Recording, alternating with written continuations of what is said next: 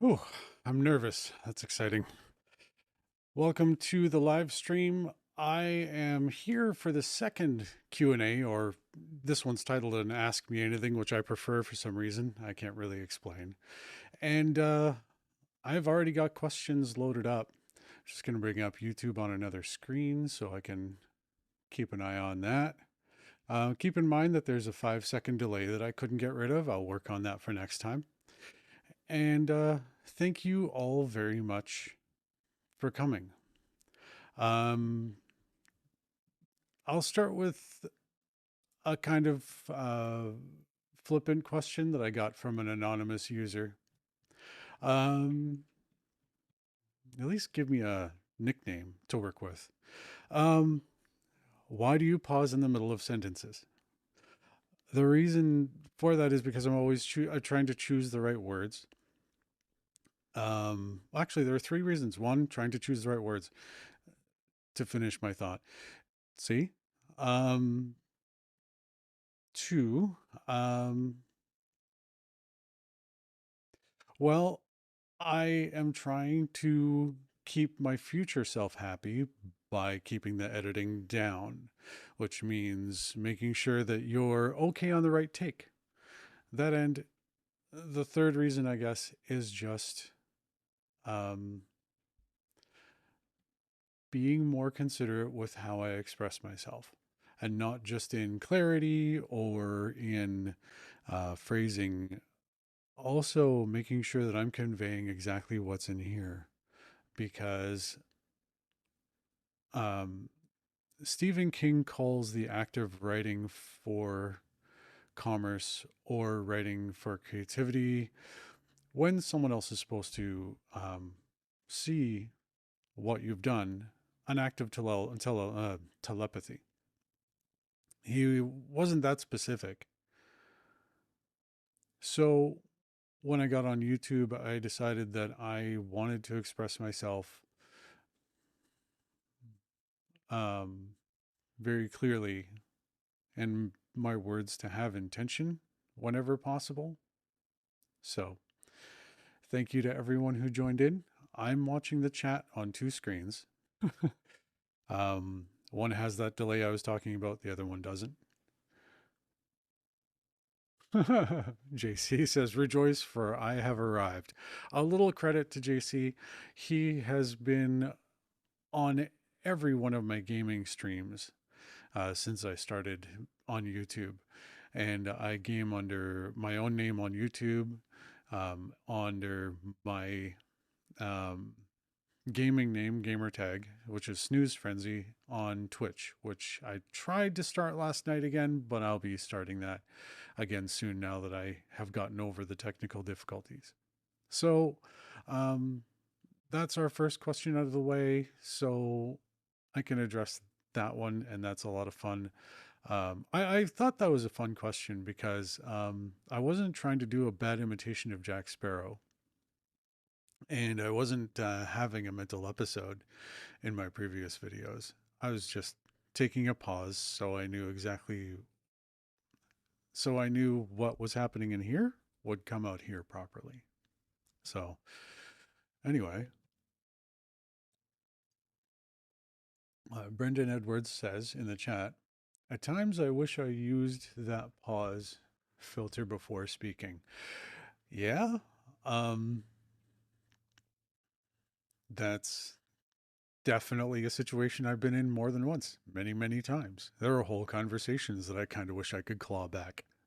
But um, we're we are who we are, and people will remember us for what we say and do. And without getting too deep, I have a few really excellent friends who let me get away with some really out there topics. I'm hoping that you can count yourselves amongst them sometime. So, before I get into the rest of the questions, I want to sort of repeat something that I said on a game stream while I was playing Star Citizen that JC may have heard before. Um, why am I on YouTube? That's that this is a question I ask myself over and over again, and the most important answer is it pertains directly to my career, and I'll answer the best I can. My and most on in the most honest way I can. For the last year, I've been working on the Rogue Element series. It's a quartet about a secondary or tertiary character from the main Spinward Fringe series. You don't need to read the entire Spinward Fringe series to understand where this character comes from. Um, but I'll get to the point. Launching a new series these days is super hard, and my career has been in decline for several years. In fact, it's probably been in decline for about 9 years now. Um, Part of that is just because my main series is long in the tooth, even though it is fairly popular in terms of indie work. And the other part is it's just the entropy of a career. If you don't have new hits repeatedly, um, oftentimes an author's career sort of ages badly. So I ended up asking myself a couple of years ago, if you imagine yourself in the future with a career that has declined to the point where it is barely a hobby, what would you regret not doing to try to save that career? Checking my sound. Okay, I think I'm all right. Um, and there were a few things, a little bit of advertising, which I've actually done, and there's another round coming out. There's a surprising amount of very inexpensive book advertising, so I can remind people that I have a few free books out there that people can check out, and new books coming out. Um, one thing I didn't regret was one thing I didn't think I'd regret was working harder and releasing more books, because that would just wear my arms out, and I would probably burn out if I tried to release 5 books in a year or tried to go cheap and release very short works um, consecutively. I don't mind doing that every once in a while. Uh, uh, the Last of the Bullet Chasers was a great experiment, and people really enjoyed that book, even though it's a novelette. It's 7 chapters, I think. Um, so I'll probably do something like that again when I have the right idea. Um, but I generally didn't think I'd regret not putting more books out, because that would just wear me out. But for a while, I thought I would come out and do YouTube, do whatever I sort of thought I could do well on YouTube, or at least try on YouTube. And looking ahead, thinking about what I might regret not doing, that was at the top of the list, if that makes any sense.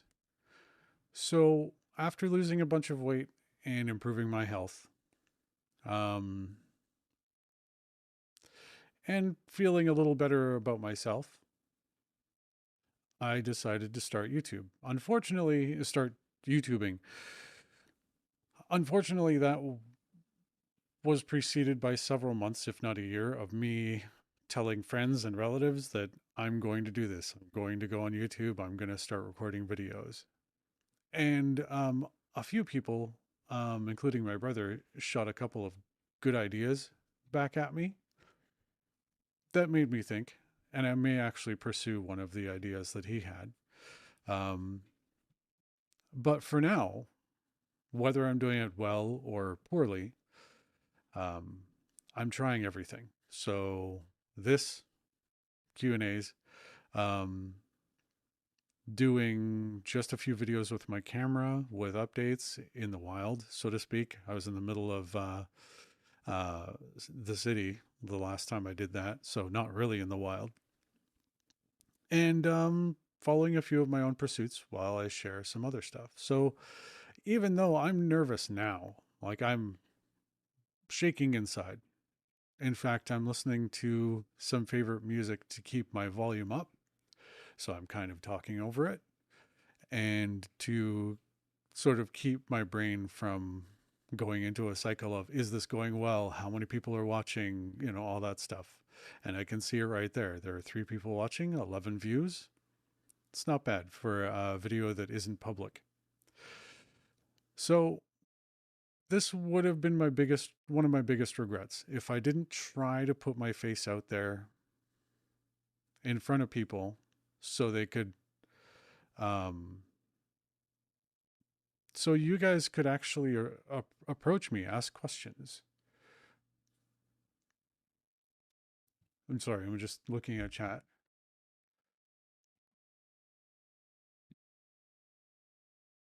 Yeah. So JC's commenting as things happen, but there's a 5-second delay, so I don't have the full context. All right. So yeah, the free books were how JC initially found my work. So probably Spinrod Fringe Broadcast Zero Origins, a long title. Anyway, um, so basically, yeah, I didn't want to regret not introducing myself to you guys this way. Um, and I hope I'm doing an okay job of it. I'll get better as time goes on and I'll get calmer. So I hope there will be more of you instead of less.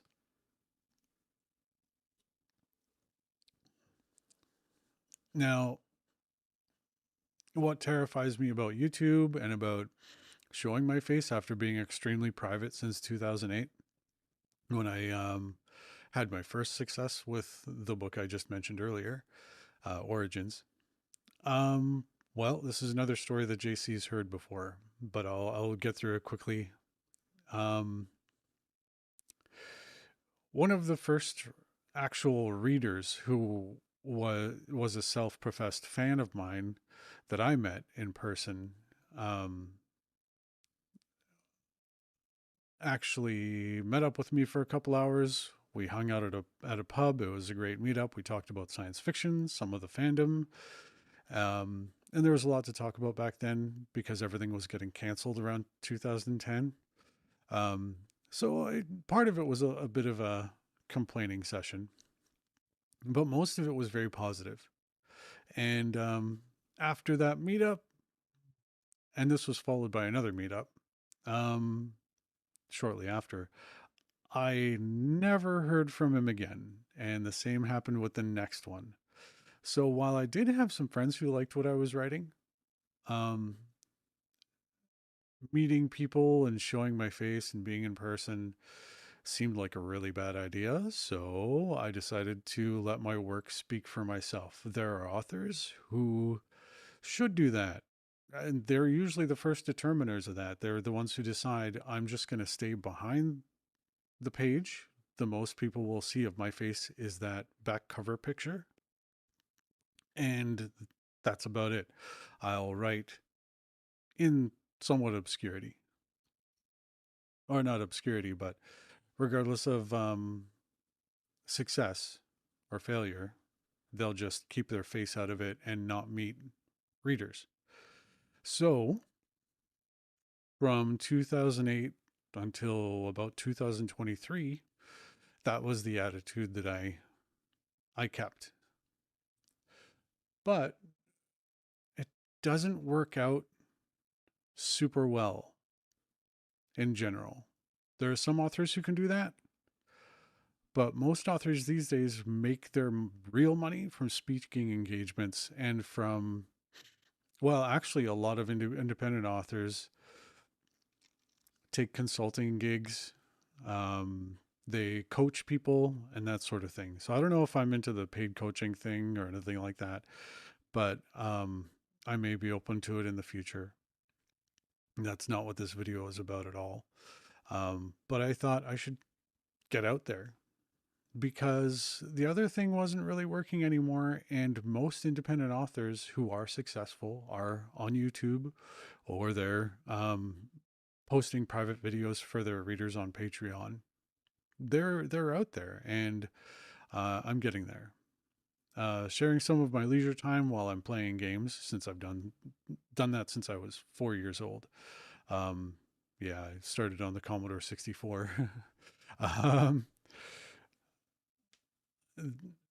since I've been doing that for so long, since I've been playing games for so long, I figured maybe that's the next step. And I should just stream that on Twitch so people can hang out and talk to me while I'm fooling around in games. And maybe eventually people can join in. Brenton Edwards in the chat says, oh, yeah, same as JC for the original. Just can't remember where you found the free edition of Origins because it was so long ago. Yeah. Thank you for being around. Tracy Holmes says, Broadcast Zero Origins was how I found you as well, trying out books on the new iPod. Best find ever. Thank you, Tracy. I have the thing you sent. That's coming up. So, what was I going to say? I think I was finished with my point, finished with my rambling. I really shouldn't lead the broadcast with that. I should just get to some questions because I've got a few. And by the way, if you are in the chat, and if you've rewound to this point, please just catch up. You can always go back later. The best way to enjoy a live stream is to keep that red pip all the way to the right so you can see what I'm saying just a couple seconds after I say it and respond in the chat in time for me to see to connect the context of what I'm saying and thinking to what you're saying. So watch it live. You can always go back later. Anyway, let's see here. So let's get to the questions. There's one of them actually states a case for something and it sets up a whole context. So we'll do that.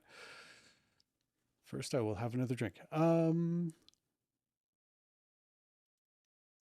Water. Let's see here.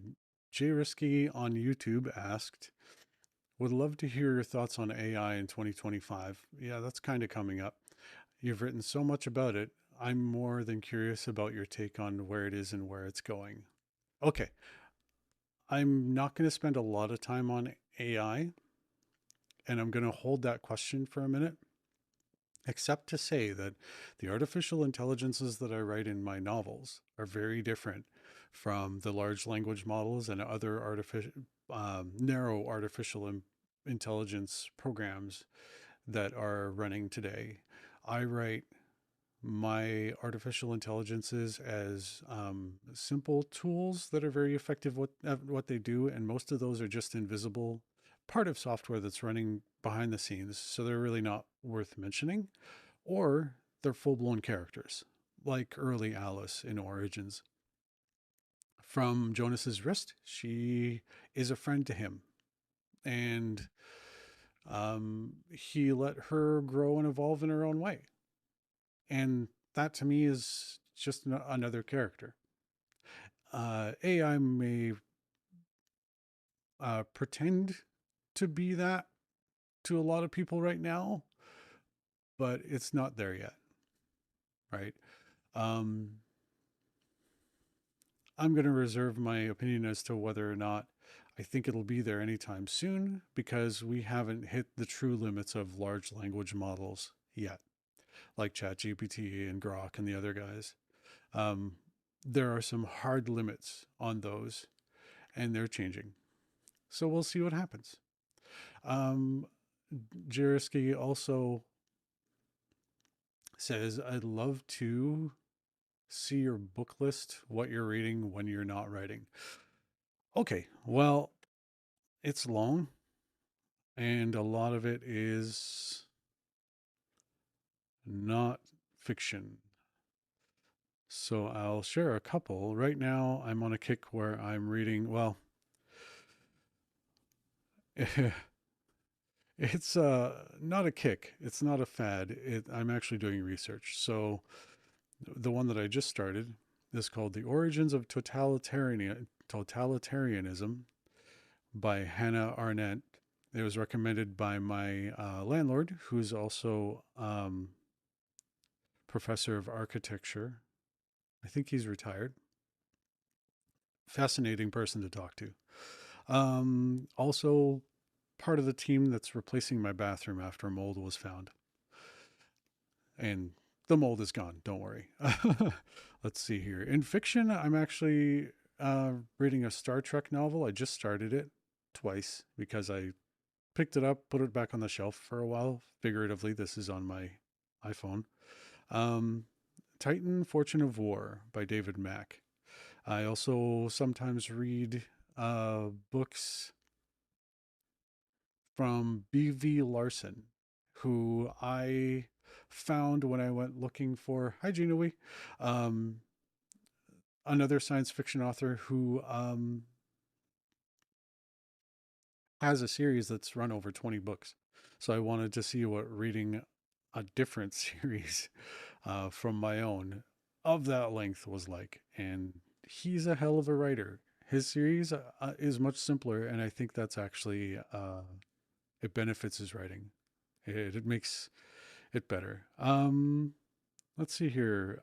Uh, Another book, and this one I started quite a while ago, is simply called On Tyranny, and this is the expanded audio edition by Timothy Snyder. So those that's a mix between study, research, and fun. My favorite book for the last few years is Ready Player One by Ernest Cline. This is unsigned. I eventually want to fix that. So I'm yeah, I think he knocked it out of the park, and I was surprised to learn that this is the same Ernest Cline that wrote the movie Fanboys, which I think was it's dated, but I think it's still a lot of fun. I just watched it right before Halloween. Again, I think I've seen that movie like 4 times. Anyway, it's a silly comedy, road trip comedy with a bunch of early 20 somethings with some surprising new stars in it. Anyway, um, so that's Jay Risky's questions. I wanted to get to those because there's another AI question coming up. Okay, so from Patreon, James Cotting asks, do the Etsy, well, okay, I'm just going to hold for a second and reread just in case there are spoilers. No, okay, this is safe. Do the Etsy organic transdimensional space travel drives and the Haven quad drives allow travel at the same speed, or is one faster than the other? Um, Without going into any spoilery details, um, the Haven drives are more of a constant, and you can add more that will work together to make a ship faster. And the Etsy organic drives are still a somewhat unknown element that will be explored in a future book more. So I can't really go into a whole heck of a lot of detail on that. But yeah, one is tech, the other one is organic. Um, and Art Jenkins had a lot to say in an email at the end of September. Let's see here. He says, so I'm going to skip a few sentences in this because there are some soft spoilers for Clipper and for Rogue Clipper, which is coming out. Um, so you won't have to worry about any spoilers here. Knowing your disdain for AI, okay, stopping there. I don't hate AI. I just believe that um, it's a tool that some people are using in a way that I don't like, and other people are using in a way that I think is fantastic. For example, curing disease. I think you should use AI to help with that all day. Um, and I agree with several astrophysicists at the top of the field who believe that AI should be able to help them with the raw math of their field. Um, why not? Why not? As long as someone's checking the final math, sure. And the peer review process um, will help the medical fields and other sciences make sure that whatever solutions AI proposes are safe and usable. Um, on the other side, I think that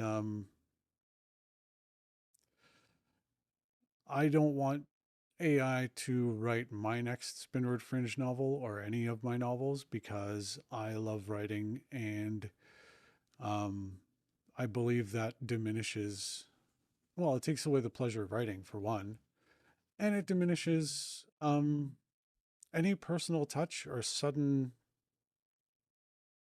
forming idea that I might have. It won't be inspired like I am occasionally. It won't pillage its own imagination like I do sometimes. And every time I do that, I grow. I think the more you use a mind, the better the quality of, well, the more expansive and the more ready your mind is to be used. And the more ideas you find in there, the more you're likely to find as long as you don't exhaust yourself. So if I used AI to write a book for me, that's out of my hands. And for all the negatives that come with typing an awful lot, um, I'd still rather just do it myself. So that's where I stand on it. Uh, I don't really like um, AI slop either. I think in every medium that it exists, it's kind of a detriment to quality. Sometimes amusing, but a detriment to quality. And it's not great for the environment right now. Anyway, getting off that soapbox. Let's see here. So he mentions a creative AI company that created an AI actress named Tilly Norwood. I've heard about her. And yeah, she has YouTube videos. Hollywood is up in arms or excited, depending on who you are, because she's trying to get a spot with a talent agency so she can get um, real work in Hollywood and maybe be the first unionized AI actress to be in Hollywood and in motion pictures. Okay, we'll see what happens there. Um, okay, I'm kind of pushing through. He mentions how a lot of real life actresses are up in arms. I'm sure they are. I'm sure some of them aren't worried. Um, two, okay, the interesting point that made art think of me was this quote from John Nolte, or Nolt. Other than cornering the market on great storytelling by way of great writers, how Hollywood survives as is when everyone can do what they do remains a huge. Oh, yeah. How Hollywood survives as is, as in maintaining the status quo, um, when everyone can do what they do remains a huge question, which of course made art think of me. Great storytelling by way of great writers. Okay. Um, art doubts that AI can do what I do. Well, I haven't tried it, but either way, you know my stance. I'd rather do it myself anyway. Maybe there is hope someday that my talents will be greatly rewarded. Wouldn't that be great? But I do this full time, so even when there are lean times and I see a descending career, I still feel lucky about it. So, okay. So we're going to interrupt this for a second. Tracy Holmes just said something in the chat, and this is why it's great to be in the chat. Tracy Holmes said, putting your captain hat on. Some crew members don't like anything AI being posted on the crew page, that would be on Facebook, even though they are clearly AI, even AI pictures, even for fun. Is that something I don't want to see? Well, it's similar to the question of politics. A long time ago, um, our Facebook page, our Facebook group called Randolph Lalonde and the Spinner Fringe crew. Um, we're still accepting new members, over 2,000 strong. Um, decided collectively that we didn't want politics on the page. So it's been a politically free zone since then.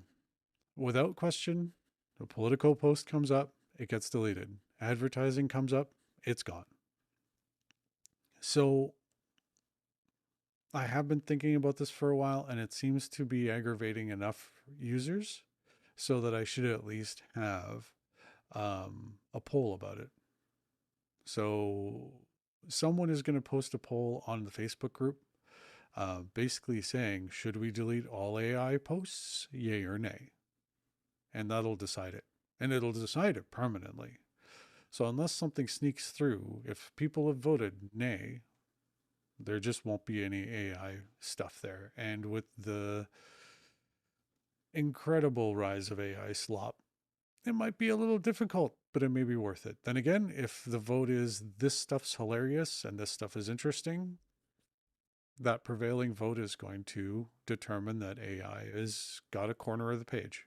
So I'll put the poll up and we'll decide as a group.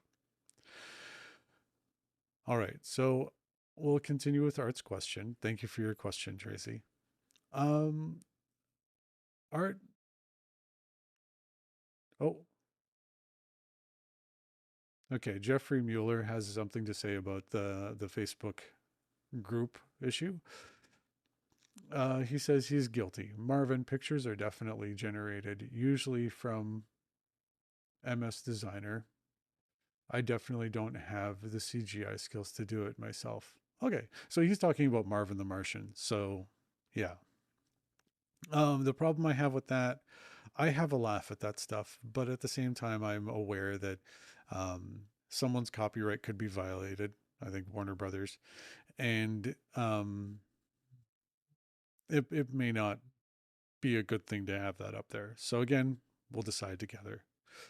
So, excuse me. To get back to Art's case, we left that at him mentioning flesh and blood talent being potentially better than AI talent, which brings him to his next point. That Spinrad Fringe would make a great movie or TV series. He's thought about it, and he thinks to do it justice, and not me specifically, the makers would have to think about whether to do an animated series, think Bad Batch on Disney, to deal with the rollback meds and the problems that would cause for real life actors and actresses. Okay, yeah, so that would be a way to deal with some of the rollback stuff where characters get younger and, or don't age for a long period of time, because that's in the books too. But he proposes that maybe an AI actress like Tilly Norwood would be technically feasible to do the entire Spinner Fringe series. He talks about how much money it may cost to do that. Right now, that costs a lot of money. We don't know what it'll be like in 5 years. That's the only counterpoint I have there. And that's, to some people, that's a little scary. If it's cheaper to make an AI actor than it is to hire a real one, and there's nothing stopping you, why would you hire a human? That's not the question I'm asking. I'm not proposing that. I'm just saying this is the conundrum that some corporations who are in entertainment may ask and are probably asking right now. So he mentions that there's a lot of stuff on TV right now that isn't great, and in film that isn't fantastic. I agree.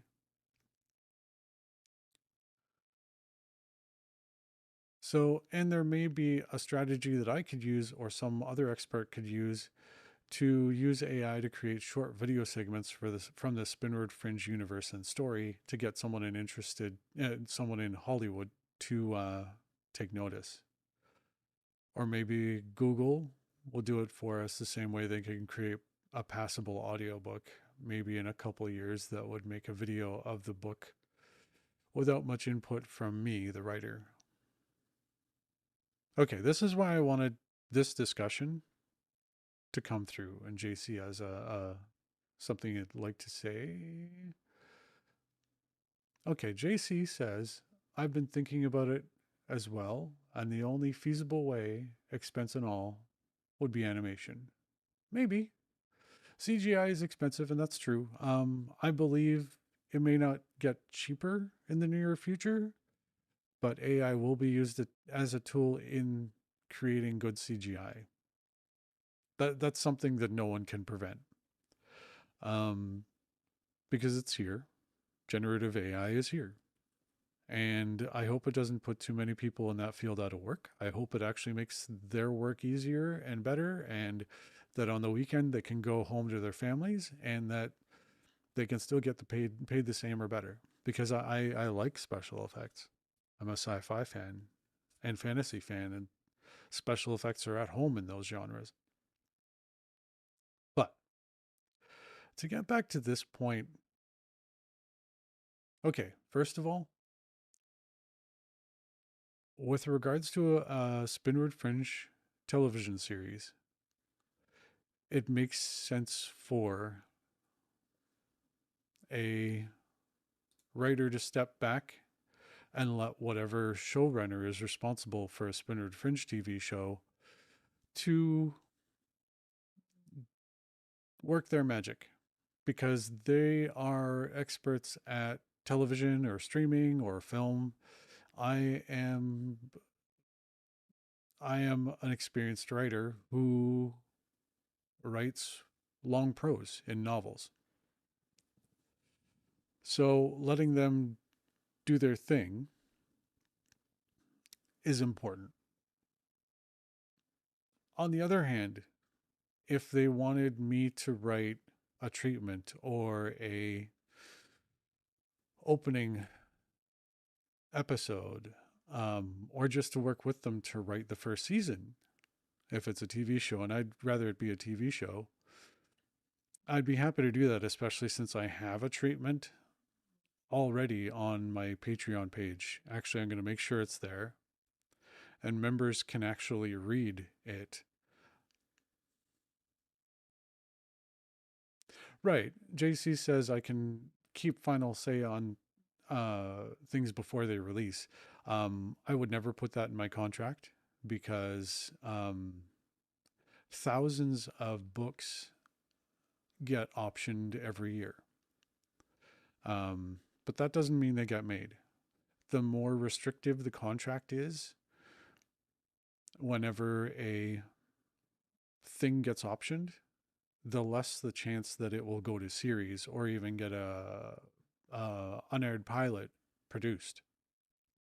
So I would want to find the right creator, the right showrunner for it, and put the trust in them rather than put them in a little box. Because the moment that showrunner finds a bigger box where they don't have as many restrictions and they're just as passionate about that subject matter, they're going to leap.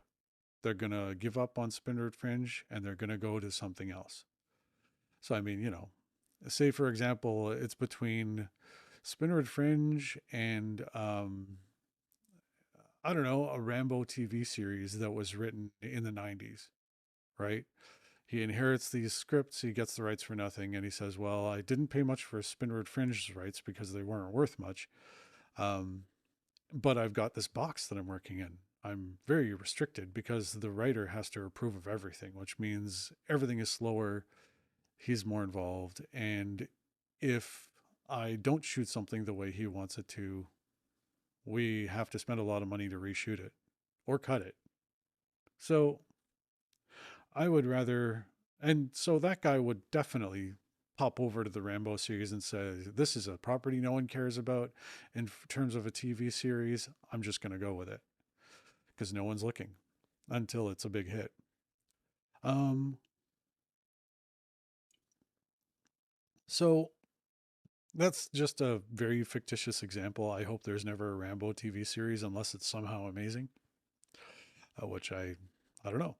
Uh, but it was just an example I picked out of the air. So I wish the conditions were different, to be honest, but that's just not the way that works. Um, I would rather trust the showrunner and present my idea for a series in, say, finished teleplays for the first 3 episodes than tie his hands, because I know the chances of it getting made, even if they toss my scripts, um, the chance of that getting made and getting in front of more people would be greater. Um, but let's see. So another thing about Art's email, um, he mentions passable audiobooks, and some people may have noticed that I pulled my AI created audiobooks off the shelf. You can no longer buy them. The reason for that is because I started seeing a lot of narrators, performers, even actors um, lose too much work. And I know I'm not a giant part of that. I can't afford to pay for the production of a new audiobook. But I thought I'm not helping by providing these audiobooks either, these AI written audiobooks or AI narrated audiobooks. So, as much as I'd like to provide them for people um, who process audio much better than they process the written word, I think the best thing I could do is pull those audiobooks down and advise them to use an ebook reader. So uh, a reader that uses an algorithm, not even necessarily an AI, to read your book aloud for you. I still use those when I'm sorry, bad song. I still use those when I'm um, I'm studying up for the next book, like I am now. Siri is reading. Um, Siri and another old program I can't remember the name of is reading broadcast 14 for me right now. Not right now, but you know, when I'm doing other things. So thank you for your email, Art. I hope I addressed your musings and your questions uh, to your satisfaction. And if not, hey, email me back, send me a message on Patreon. Um, I kind of hope that that opens a discussion. But in my heart of hearts, I would like Spinward Fringe to be a good animated series. I have the rights back entirely. No one has the rights to it. Um, or to be created on something like the volume for the most part that was used for The Mandalorian seasons 1 and 2, I think for most of season 3 too, as well, with real actors. Because I think there are opportunities for real actors to enjoy in these characters. And if anyone ever sees this from Hollywoodland or Hollywood North in Canada, and might be interested in Spinward Fringe as a television series or in optioning it or discussing it, um, I own the rights. I have a better screenplay. Actually, I have a better treatment that includes beats from a teleplay that I could probably turn into a screenplay within a week. And I'm ready to talk about it. Oh, and the rights are cheap. Um, Yeah, that's pretty much where I have to rest on it. I love to see it go to a visual medium. And yeah, I hope special effects do get cheaper. Um, or stay the same because they're darn expensive. And animation is also extremely expensive, just so you know. Anyway, I don't know why there's a track from Hellraiser on this, and I wish I could share the music I'm listening to, but I would get I would get the video would get taken down because of copyright strikes. Sorry. Um, Brenton Edwards says he listens to the audiobooks while driving. Oh, okay. And if not, he uses the read aloud function. Yeah. Um, right. Yeah. So to confirm, uh, Google Play doesn't have the auto narrated, AI narrated audiobooks, but they do have the original audiobooks narrated by Adam Werner. So that's Broadcast Zero and Broadcast One. And David Burlekamp, who did uh, who did a great job on Psychoelectric. So those are still there. I'd love to pay to have another one produced, but that's just not in the cards. I'm busy trying to pay bills. Sorry. um, let's see here. So I got a message from Tracy Holmes via Facebook Messenger. She wishes me good luck today. Let's see here.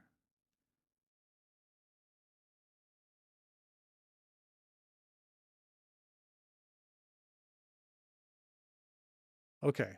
And I'll pick it up because she says a few things about things going on Facebook, which have already been resolved. It's a happy thing. She was converting time zones for people who wanted to tune in. And thank you for the people watching right now. Okay. Inquiring minds, mine, Tracy's, want to know how I managed to separate Rogue and Alice the way I've managed to do. She says she must confess that I was wondering before the release of the books if they would read like stories from Alice before she joined up with Jake, but I'm very pleased to find that right from the beginning that wasn't the case. Mimi has been the icing on the cake, of course, but then I love my cats. And to have a sassy know it all kawaii kitten as a sidekick has brought a lot of fun to the books. I'm still hoping for a meeting between Mimi and Jake. Okay, so I'll tackle that first. There's another question afterwards that I'll get to, and I'll take a drink. All right, so at the end of Broadcast 16 Hunters, which is part of the main Spinrad Fringe series, Rogue goes off on her own. And I made sure that some time passed so she could have a few adventures of her own that wouldn't appear on the page. And she relegated herself to adventuring alone. So she didn't have to deal with the confusion of seeing Alice's family and friends while trying to come to terms with them not being her family and friends. That's the approach she took. I made sure time passed and she had time to deal with that so she could be different from Alice because Alice uploaded all of her memories into Rogue so she could be a great decoy. The problem was that while she was being a decoy, she realized that all of those memories really kind of weren't hers, that she was an android copy. She was an android decoy, not a copy. So that set Rogue on her own path. And I wanted her to be on that path for a while. So when we came into her own book, her own series, we would catch up with her while she's in her own mindset and she's had her own experiences, and she'd come to some conclusions about who she is already. Though she wasn't done baking, um, she wasn't finished changing or learning. But of course, when she comes in from the wastes on planet Tabris to New Zero, when we catch up with her, she finds that her interactions with uh, the general public, seeing people again, um, are different. So, I mean, another differentiating factor is that she's not a telepath, and that's kind of a big deal. Um, I did originally have plans for her to have a whole story arc where she had a hard time dealing with that, but the first book was supposed to be sort of lighthearted fun. Um, so that got turfed. So I left it in the wastelands. During her months in the wastelands, she mostly got over not having telepathic abilities or empathic abilities. So that was a conscious decision. Outside of the lore of the books, after broadcast 16, I wanted to give it time to see if there was any lingering interest in Rogue as a character, because she walked away from the series and she didn't come back. The Spindle Fringe series, which is the main series I write. And I was happy to see that about a dozen people said I'd love to learn more about this character and catch up and see what she's doing. So thank you for being vocal about that. I like hearing about what you want. It's important. Um, all right. So the next question Tracy asks is, will there be more of a background on Lat Told, how he met Rogue and joined the crew, etc.? Um, yeah, there is. That's all I'll say. Next question. Do I feel that after Rogue Clipper, Rogue's adventures will continue without further books, or if, like me, I feel that there's a lot more to tell between the main Spindred Fringe novels? Um, I can't answer. The answer is in Rogue Clipper. Sorry. Okay, Tracy says, I'll stop there. It's just a case of one question leads to the other kicking around in her head. I get it. I totally get it. Let's see here. Now, Ryan Booth from Patreon subscriber chat asks, what's the Beast slash Clark Patterson up to? Is he just sitting chilling in his cell? It seems he could be a good resource if rehabbed. Um, his rehabilitation. This isn't some lore that's in the books yet, so I'm going to be very careful. His It has taken a long time for Clark Patterson, who was once Overlord of the Order of Eden. It's taken a long time for his rehabilitation to be effective at all. So when we see him again, he will be different. And he hasn't been just chilling in his cell. Also, it seems like the core crew is being pushed more and more out of Haven. Is there going to be another Haven like settlement in their future? No. um, you're right. This is a crew that you know, Jake, Alice, Carney, and all the others who adventure away from the Haven solar system. Um, they have had to do a lot of work away from their home, but that is their home, um, for so many reasons. For Jake, um, it might not seem like he's attached at all to the core of Free Ground Station, but it's there. I won't explain how, because I don't want to spoil that for anyone who's interested in finding out for themselves. But it's in the Haven system. That's a big deal. The These people have made friends in the Haven system. So friends who are like family. So this is a place they'll go back to for a lot of reasons, even besides that, even beyond that. Okay. So the next question is still from Ryan Booth. Can I go into a bit more detail on what would have happened in the possible future where Jake and Wheeler reconciled and joined forces against the Order? Uh, Order leadership really did not want that to happen. True. Um, what could the big changes be to the current timeline? Okay. Well, I'm I can handle this in three very quick points. One, Jake and Wheeler come together.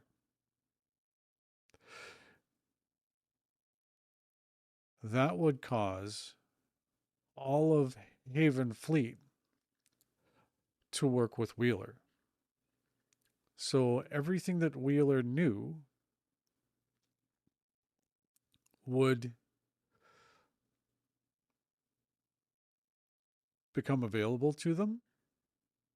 And that's a big deal in terms of the Order. If this happened, say later on when he got to the Haven system, they'd also be able to help him address his paranoia, making him a more effective person in general, because Wheeler was very paranoid. They could extract whatever devices the Order put in him as safeguards and uh, help with the psychosis. So Wheeler and Jake would become stronger technical partners. They would be able to prevent the occupation of the Haven system, which wouldn't um, inspire them to become one of the most well defended solar systems in the cluster of 98 stars that they exist in. So, the chances of them getting overwhelmed and completely taken over or destroyed by the Order would be extremely high. In other words, I think our main characters would be nomads at this point. So, the successful occupation of the Haven system was actually a good thing in the long run, because now they are for the most part a good thing. Now they are extremely well defended and a very hard target. So, let's see here from Charles Ferguson on Patreon. How do you pronounce Edsy? So the invading insect race that comes along later in the series, early and later in the series, um, spelled EDXI, is simply pronounced Edz, which was a nightmare when I tried narrating a book to a speech to text program, because it kept on calling the Edsy Eddie. So the Eddie were coming, the Eddie were coming is a joke that I had for a while. Let's see, is there anything new in the chat? No? Okay. Let's see here. And yeah, I'll stop everything to answer a question in the chat. You guys are um, here, you're present. Thank you very much. Let's see here. Carter Westlock asks, where and what are my favorite characters up to? Or what are our other favorite characters up to? I realize that some will fall off the storyline because they have told us their parts. Um, that's a difficult question to answer, just because there are a lot of transitional characters. Um, but let me address a secret favorite. There's a character named Orner who is basically given uh, brighter intelligence because malformation in his brain is corrected in broadcast 17. And what I can tell you, and this will matter, but it's not a spoiler. It's not a spoiler at all. What I can tell you is that he's gone from learning about the universe with Haven Fleet to signing up with the Legion. So he'll be in the next book as a non combatant. And the next book is Legion, Broadcast 21. So looking forward to that, even though I'm still concentrating on finishing Rogue Clipper, which I'm very close to finishing at this point. Um, so I'll tell you that much. And yeah, there are a few characters coming back. So I can't really go into characters that have come and gone because I don't want to hint at too many things or spoil too many things. Um, a lot of people are rightfully sensitive to spoilers. Coming up on the last question here. So let's see, how long have we been streaming for? Oh, 82 minutes. Okay, so I'm definitely over the hour that I wanted to hit as the low mark. So Carter Westlock's other question is, if you take a moment and consider my original story, is there a part that I always keep thinking about but don't have written down? Uh, not really. Um, one of the great things about the Spinrad Fringe series is that for the first half of the series, I was not in a hurry. I was making enough money so that all my bills were paid. I was doing pretty well. I could even donate to charity from time to time. And I really enjoyed that. Um, so I had time to consider all the things that I wanted to put in a book and sort of do that. If it was important to the main story, I could tell those little bits. And in some ways, that was not a good thing. If I had more discipline in writing them, there would have been more loose ends tied up. But for everyone who's stuck around this long, um, in Legion, that's in the Legion novels, which it's going to be a trilogy. I plan on tying up those loose ends, and each one of those books will be an experience of its own. So, without spoiling anything, I can say that the loose ends from the past are coming in and they're going to get tied up. Not that I never tied up loose ends in the past, I did, but there were a few B plots, like secondary stories, that never really got cleared up. And there are a few villains out there who are enemies out there, threats out there that haven't been fully addressed. So, guess what the Legion trilogy is going to be about? It's about exploration and addressing some of those threats. And we're back to Jacob Valent as the main character. So, um, it's fun. It's fun thinking about those books and planning them. And yeah, I might not have the time I wish I did to work on these books. For a while, I was releasing one a year, and that was very nice because I could go back, revise, add things, and tune the stories up and include everything I wanted, which was most of the time it was good. Um, but now every book comes with a deadline before I start it. So I have to make sure that everything I want is in there. And if I have ideas along the way, a lot of the time they get tossed onto a whiteboard for later or in a notebook. I have a bunch of them there. Um, okay, so Brenton Edwards asks in the chat, I know I do, or sorry, I know you do your own artwork and was wondering if you had models of the Triton or Samson. No. Um, The Rogue covers are all made from computer generated models that someone made and I licensed, usually fairly inexpensively.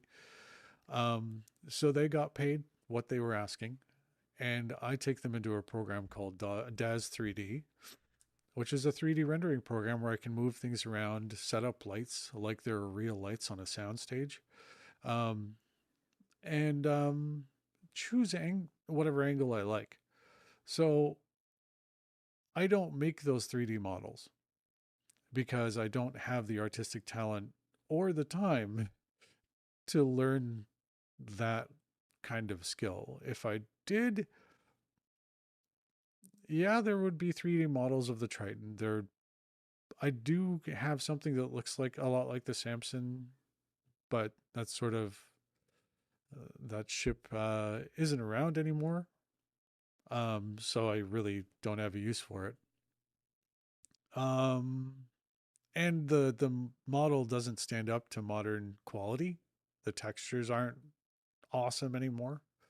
Um, but yeah, so basically, if I can't find a 3D model that I can license and alter for my purposes, then it doesn't exist. Even most of the 3D models I have don't perfectly match what I had in my head, even though I end up changing a lot. And sadly, the days of me 3D rendering covers are pretty much over. There's one more I want to try, and it may not turn out. I give it a 50-50 chance of not being any good.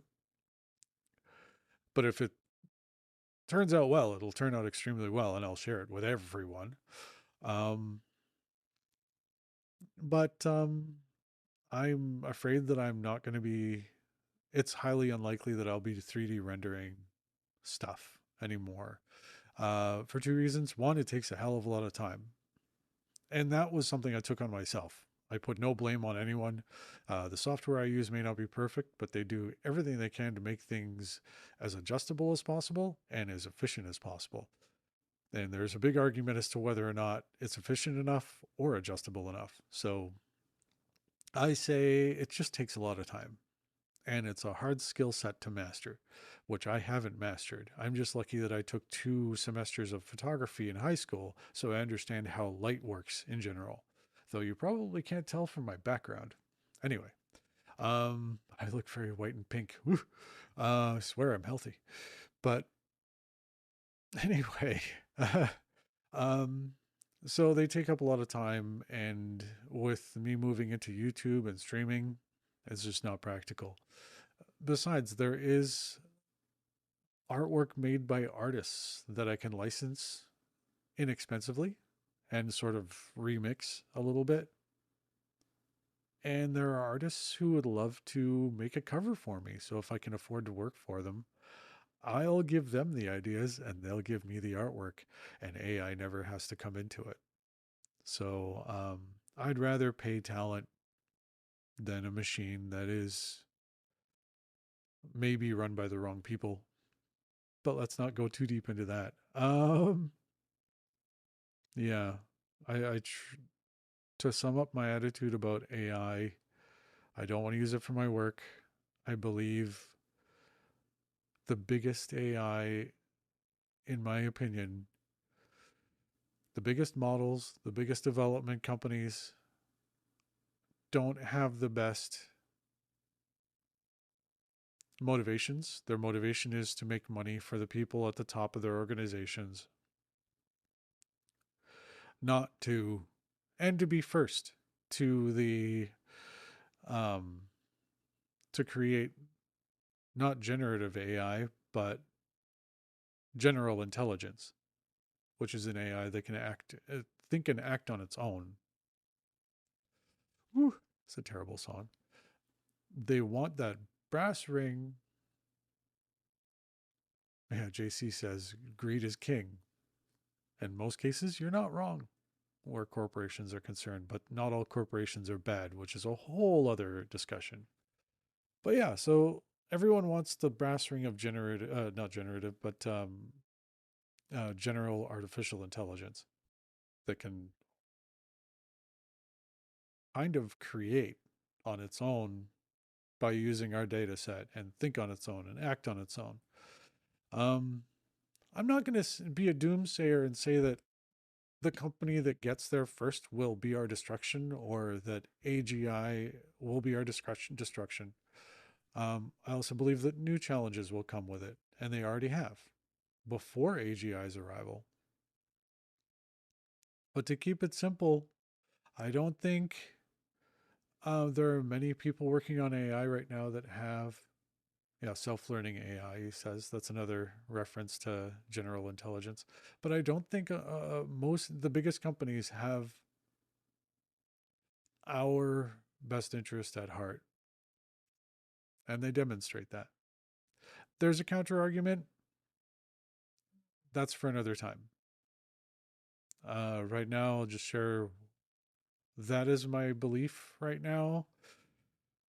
And maybe that'll age like spoiled milk because in 10 years, we'll all be celebrating how wonderful and easy life is because of AI. Who knows? You can believe in the worst, but hope for the best. Um, it's a thing. So that's where I stand. Let's see. So what do we have next? We have a package from Mariana, I think her name is. God, I hope I'm saying it right because I haven't said her name out loud. I've only ever read it. Oh, thank goodness. So thank you for sending me a thing, Mariana. As you can see, Canadian Customs went through the package and I had to open it because I wanted to see what kind of shape they left it in. And I'm, yeah. So for the UK Triton Con, which is a gathering of um, readers and and and and friends, she makes brownies, and she sent me 4 of them with um, I think rice and sugar toppers that have the Triton logo on them. Yeah. So, and yeah, they're not sugar free. My intake of sugar is generally 0 if I can, well, processed sugar, the white stuff is generally 0. And they say that you should never eat anything that someone sends you in the mail. But I have until I open this package to think about that and make a decision as to whether or not I want to try these. I honestly haven't had a sugary brownie, like a real one, in a couple of years. And this looks really good. Okay, I'm going to take a 2-minute break to go to the bathroom before I chew that because I've been clenching for a while. So I'll be right back.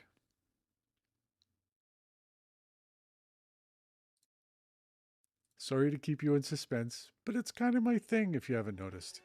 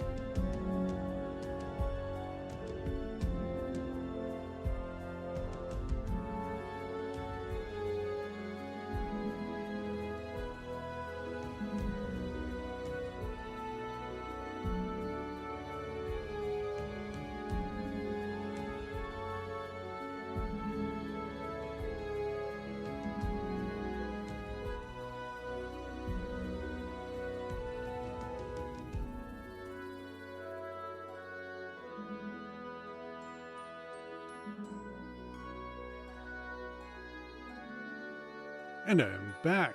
Okay, so we'll pause the music. Thank you, Patrick D. Emond, for providing a soundtrack, like not just a song or two, but music. And yeah, it's amazing. It's absolutely amazing. I use his stuff whenever I have the opportunity. And there's been some stuff in chat. Tracy Holmes says, "You said it right, Randy." Probably refer.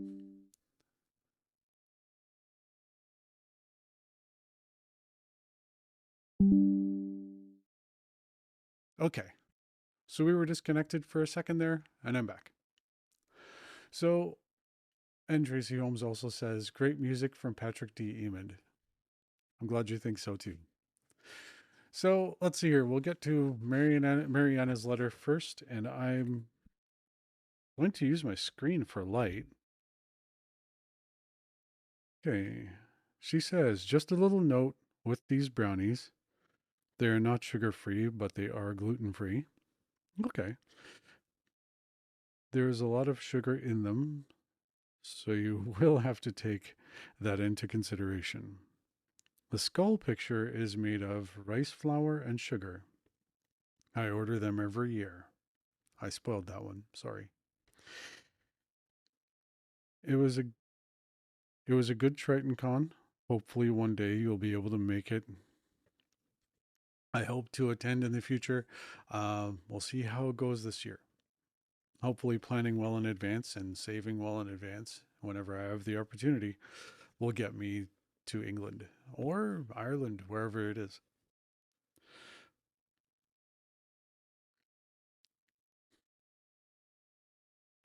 Okay, if you would like, you're always welcome to stay with my husband and I.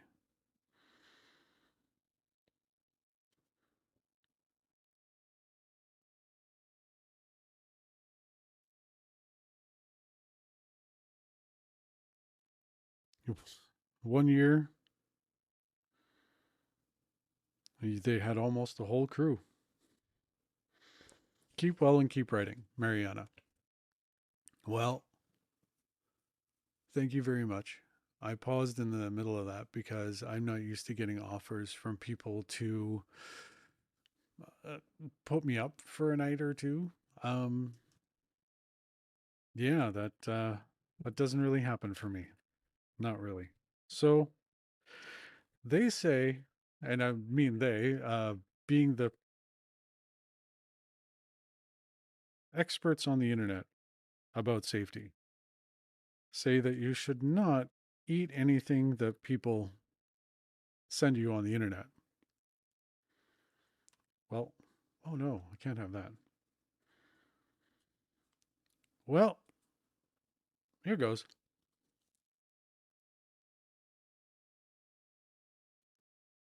Mm,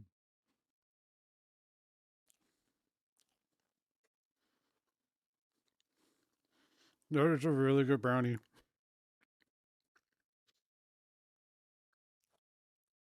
And I said I'd never eat on stream again. Whoops. That is an excellent brownie. Mm, wow.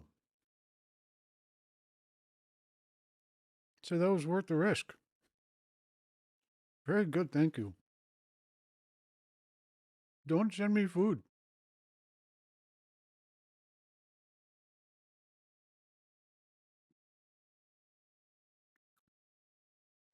I mean, there was one time that someone sent me 2 pounds of homemade jerky. Um, I couldn't trust that, unfortunately. But a good friend of mine finished it off in a week. I tried a couple pieces after he was a couple days in. It was good. If that was you, and it might have been. Thanks. I sent you a note back at the time. Um, but it was probably over 10 years ago, so you probably don't remember.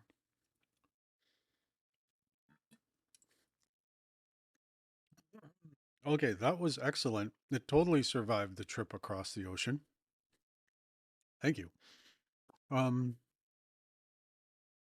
Now for Tracy's, which I didn't open because I totally trust Tracy, and I have been eager to do this, but I've only had it for about a week, so just checking to make sure. Oh yeah, my mic is on. That would have been terrible. Okay, let's make sure it's not a bunch of. Okay, yeah, it's a few things, of course. As you can see that way, where my head was, there is a collection of all kinds of things from previous Triton cons. And those are keychains. There are menus. It's like menus signed by the people who attended in the UK, and it's always in a different place, somewhere in the UK. And I mean, she does a great job, and I wish I could send her some money for this stuff, but I really can't. I apologize.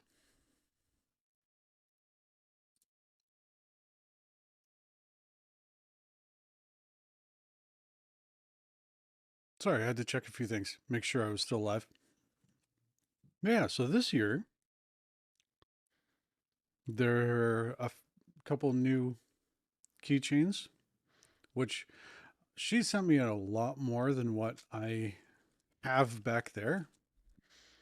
And I actually have a backpack that I take to game nights that I replaced all of the zipper holes, all the zipper handles with these tags. And it is the most conspicuous backpack because people ask me, what are these? What are these from? This one says Dublin. This one says, you know, um, Cardiff. What's going on? And I tell them, I have some incredible people who support me, and they meet up every year in the UK. And yeah, that always gives me pause. It always makes me feel like I'm seen.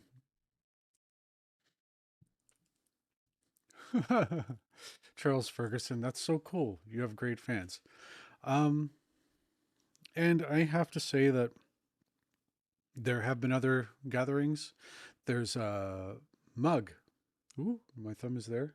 Mug right there that is signed by Scheherazade, who uses that nickname on Facebook. So I'm not going to out her real name. But she and a whole bunch of other people who met in the US signed that up. So that's why that's there. And they sent it to me.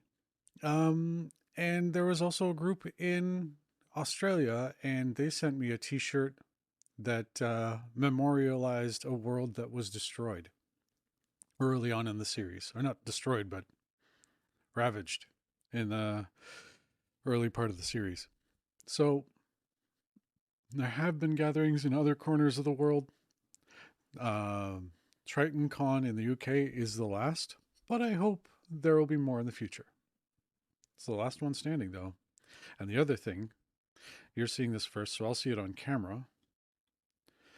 The other thing that Tracy sent me, and she asked me for my size, so I sort of saw this coming, is a new t shirt because she might have heard that my other t shirts were stolen. One was given away. But this is a nicer shirt than I had. And she had this made. So I am super pleased to see it. 10th anniversary UK and Ireland Triton Con Brighton, 27th of September 2025. Just in case someone out there can't read. But also to celebrate it. Thank you very much. Um, if I, in a different reality where Spinward Fringe is a huge deal and the show is going on to its 10th season on some big network or on Netflix, She would be a paid member of staff, probably community manager or consultant, because consultant is a cushier jig or gig. But all I can show right now is my appreciation. So thank you so much. I don't know what to say other than you're going to see me wear this on stream, but not overwear it because, and probably with another t shirt underneath because I don't want wear and tear to take this shirt out before it's time. I will wear it sparingly and proudly. Thank you so much for celebrating what I do. And I am proud to have been a small part in getting some friends together. Um, yeah, on that note,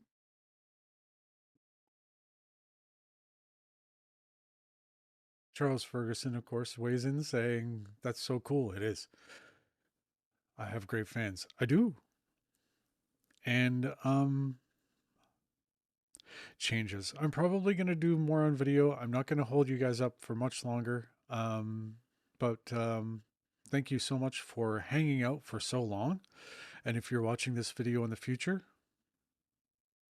this is what these live streams are. I spend most of my time answering questions, even if I have to skirt around a few details. And it's also an opportunity for me to celebrate you guys. And yeah, I'm probably going to do more video, some personal stuff that you'll probably see if you're on Patreon, which I know everyone has their hands out these days, but I could really use a few more members. Things are tough for everyone right now, and that includes me, unfortunately. So I hope everyone has a better time of it going forward and that our leaders do right by us. So, other than that, I guess I should do a couple announcements. Um, these future videos won't be available to people outside of Patreon. What'll happen is I will do the question and answer just like now with a more private audience, and the timing of it will be more democratic for the day and the time, so as many people can be included as possible. And then I will cut up the resulting video into smaller clips that go onto YouTube and are released as different YouTube videos. I plan on having at least one of these a month, or I would like to do it whenever I have enough questions to fill an hour. And not everything that is on Patreon will be presented on YouTube later.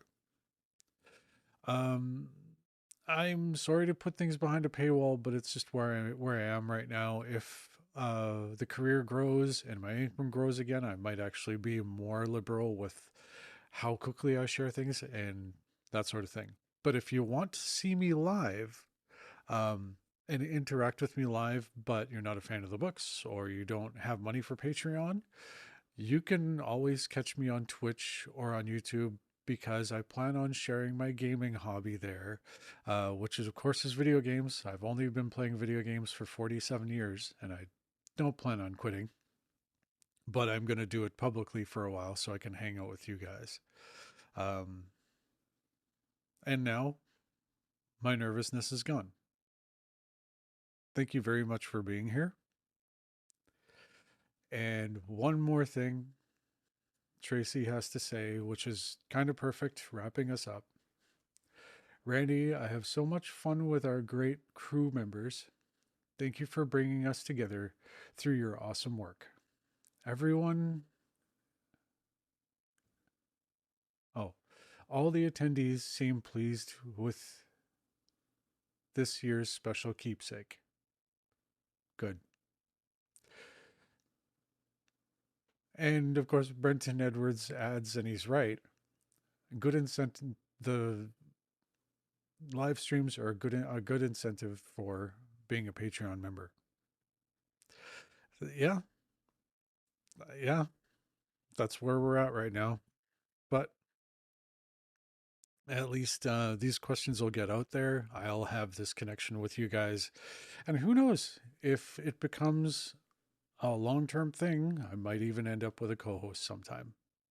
Who knows? So I hope everyone takes care of themselves. I hope you guys are all better the next time I see you on stream. And thank you again for being here. I think it's time to roll credits.